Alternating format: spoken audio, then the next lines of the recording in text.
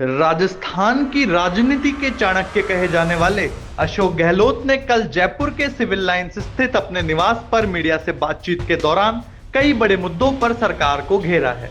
सबसे पहले बात करते हैं किसानों की, तो अशोक गहलोत ने कहा कि इस बार मौसम ने किसानों की कमर तोड़ दी है। ओलावृष्टि और खराब मौसम के चलते फसलों को भारी नुकसान हुआ है। उन्होंने क्लाइमेट चेंज को भी इसकी बड़ी वजह बताया। आइए सुनते हैं कि इस मुद्दे पर अशोक गहलोत ने क्या कहा। एक तो जो बताओ और दे दूंगा मैं आपको। एक तो जो फसलों को बहुत नुकसान हुआ है ओलावृष्टि से भी, और मौसम खराब चल रहा है। इस बार पता नहीं, क्लाइमेट चेंज होता रह रहा है लगातार। अब अप्रैल का महीना चल रहा है और क्लाइमेट की प्रिडिक्शन अलग ढंग की है, तो ये बहुत चिंता का विषय है। सरकार को चाहिए अभी से ही इस पर ध्यान दे, जिससे कि उनको क्षतिपूर्ति हो सके टाइमली, किसान की कमर नहीं टूटे।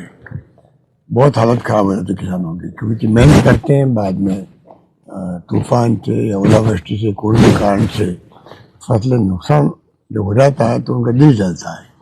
तो मैं समझता हूँ ये हमारी प्रायोरिटी किसान होना चाहिए। गहलोत का कहना है कि अप्रैल का महीना चल रहा है, लेकिन मौसम का मिजाज बिल्कुल अलग है।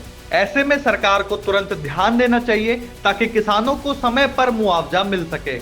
उन्होंने साफ कहा कि किसान दिन रात मेहनत करता है, लेकिन जब फसल बर्बाद होती है तो उसका दिल टूट जाता है। इसलिए सरकार की पहली प्राथमिक किसान होना चाहिए। उसके बाद अब बात करते हैं आरजीएचएस स्कीम यानी स्वास्थ्य व्यवस्था की। गहलोत ने इस मुद्दे को बेहद गंभीर बताते हुए कहा कि प्रदेश में मेडिकल सिस्टम की हालत खराब हो चुकी है। आइए सुनते हैं उन्होंने इस पर क्या कहा। हालात बड़े गंभीर है। क्या क्या बात की शिकायत करें, पेमेंट बाकी है सब विभागों के अंदर, पेमेंट बाकी है। और सबसे खतरनाक बात है मेडिकल के अंदर, दवाइयों की दुकानें वालों ने दवाएं देना बंद कर दिया है। करीब 1,000 करोड़ का बाकी था। प्राइवेट हॉस्पिटल जो है वो पैसे मांगने लगे लोगों से। एक आदमी जाता है, पहले फ्री इलाज होता था, अब जाते जाते से पैसे मांगते हैं, 5 लाख 2 लाख 8 लाख।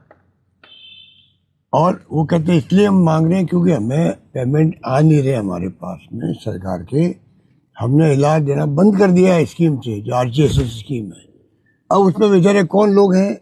जो पेंशनर है, जो रिटायर्ड हो गए हैं वो भी हैं, कर्मचारी भी हैं, और जो पत्रकार भी उसके अंदर हैं। तो तमाम तरह से जो है ये पेमेंट नहीं होने की स्थिति बनी है। इसका कोई जवाब ही नहीं है। तकलीफ और इस बात ये होती है कि सफाई तो दे सरकार, हम 10 दिन में पेमेंट कर देंगे, या हमको जांच कर रहे हैं इसलिए 10 दिन और लगेंगे, कुछ नहीं है। तो लोग अभी हाँ करने लगे, हाँ कर मुझे राजस्थान में। तो ये मेडिकल हर एक की जरूरत होती है परिवार के अंदर, उसमें बहुत स्थिति खराब है। सरकार समझ नहीं रही है, लोगों में गुस्सा बढ़ता ही जा रहा है सरकार के प्रति। उनका कहना है कि करीबन 1,000 करोड़ रुपए का भुगतान अभी तक बकाया है, जिसके चलते दवा दुकानदारों ने दवाइयां देना बंद कर दिया है।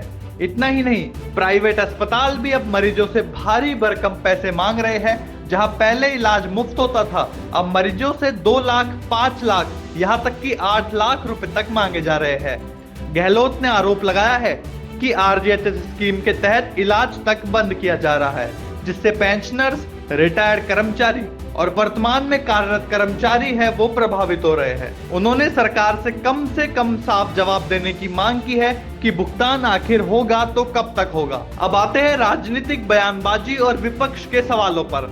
गहलोत ने बीजेपी नेताओं पर निशाना साधते हुए कहा कि सरकार के पास सवालों का जवाब नहीं है, इसलिए नेता उल जुलूल बयान दे रहे हैं। चलिए सुनते हैं उन्होंने क्या कहा। इतनी जवाब देने की, इतने बौखला गए हैं। और जब आदमी बौखला जाता है ना तो उसका माइंड काम नहीं करता है, फिर वो उल जुलूल जवाब देते हैं। वो स्थिति बन गई सरकार की। घनश्याम तिवारी जी को खड़ा कर दिया, मदन राठौड़ साहब खड़े हो गए, राजेंद्र राठौड़ साहब खुद खड़े हो गए, और मुख्यमंत्री खुद। इनको पूछो, कम से कम जवाब तो दो उनका। हमारे इंदिरा शास्त्र का कोई जवाब नहीं दे रहे लोग, और उसको घुमा फिरा के दूसरी बातों में ले आते हैं। और किले कट बिल्डिंग खड़ी है, आपको इंदिरा शास्त्र में देखने को मिल रहा है, कोई जवाब ही नहीं कि भाई 6 महीने लगेंगे, 7 महीने लगेंगे, इस कारण देरी हुई। विपक्ष सवाल पूछेगा इनसे, इनको बुरा नहीं मानना चाहिए। विपक्ष तो सवाल पूछेगा, उसका काम यही है। उनका कहना है कि जब कोई जवाब नहीं दे पाता तो वह भटकाने की कोशिश करता है। उन्होंने यह भी कहा कि विपक्ष का काम सवाल पूछना है और सरकार का कर्तव्य है जवाब देना। गहलोत ने इंतजार शरास्त वाले मुद्दे का जिक्र करते हुए कहा कि सरकार को स्पष्ट टाइमलाइन देनी चाहिए कि काम कब पूरा होगा। अब बात करते हैं एसआई भर्ती मामले की, तो सुनते हैं इस पर भी उनकी क्या राय है। कानून के उसको आगे बढ़ते रहो। सरकारें हमारी भी थी, इनकी भी है। देश भर के अंदर अधिकांश जगह पर पेपर आउट हुए उस वक्त में, या यूपी हो, गुजरात हो, हरियाणा हो, पंजाब हो, बिहार हो, सब जगह आउट हुए थे। ऐसा माहौल बना था उस वक्त कंट्री के अंदर। जो गैंगे काम कर रही थी वो गैंगे सब जगह काम कर रही थी। अब ये क्या कितने हमें दोष देने लग जाए, 2 साल तो इनको हो गए, तो ये काम कब करेंगे? काम कब करेंगे समझ के परे हैं। वो अपना काम करे, जुडिशरी अपना काम करे, एसओजी अपना काम करे, एसीबी अपना काम करे। जिनको सजा देने सजा दो, जेल भेजना जेल भेजो, कौन मना करे इनको? पर टाइम वेस्ट कर रहे हैं, बदनाम करने के लिए सरकार को टारगेट बना करके। तो कब तक करते जाएंगे ये लोग? सर, कन्हैयालाल के बेटे बोल रहे हैं कि हमें अभी तक इंसाफ नहीं मिला, कुछ भी नहीं आगे मांग। गहलोत ने कहा कि पेपर लीक जैसी घटनाएं पहले भी कई राज्यों में हो चुकी है, लेकिन अब 2 साल हो चुके हैं तो सरकार को अपना काम करना चाहिए। उन्होंने कहा कि जांच एजेंसियां अपना काम करे, दोषियों को सजा मिले, लेकिन सिर्फ सरकार को बदनाम करने के लिए मुद्दा उठाना सही नहीं है। अब सबसे संवेदनशील मुद्दा कन्हैयालाल हत्याकांड, इस पर भी गहलोत ने कड़ी प्रतिक्रिया दी है। इतने बेशर्माई, इतनी बेशर्माई क्या मैंने कभी देखा नहीं। क्योंकि गृह मंत्री जी तो कह रहे हैं कि भाई स्टेट गवर्नमेंट नहीं बना रही है स्पेशल कोर्ट, हमें कहा गया। हमें तो 2-4 महीने बाद सरकार आगे चली गई। अब क्या हुआ, 2 साल हो गए। तो होता है, इतना संगीन केस था वो, पता नहीं आग लग सकती थी पूरे प्रदेश के अंदर। हमने आग नहीं लगने दी, इतना संतुष्ट कर दिया परिवार को भी, मोहल्ले वालों को भी, उदयपुर वासियों को भी, पूरे प्रदेशवासियों को भी। ये हमारी बहुत बड़ी सफलता थी। उसी रात पकड़ लिया हमने दोनों मुलजिमों को। उन्होंने स्वीकार कर लिया, कहा हमने रील बनाई है और डाला हमने। मुलजिम स्वीकार कर चुके हैं। इन्होंने 160-140 गवाह बना दिए। इनकी नीयत में खोट है नहीं है।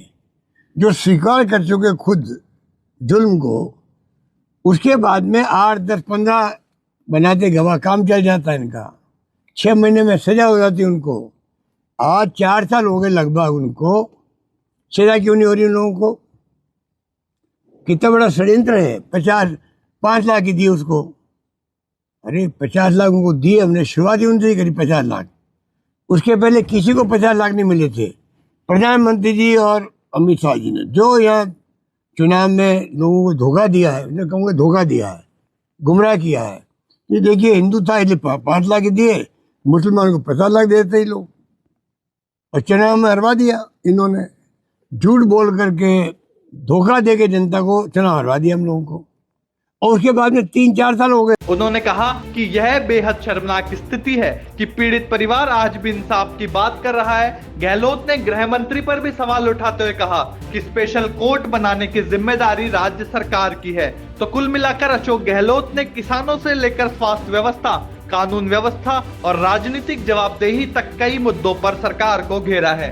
अब बड़ा सवाल यह है कि क्या सरकार इन आरोपों का जवाब देगी और क्या इन समस्याओं का समाधान जल्द निकल पाएगा।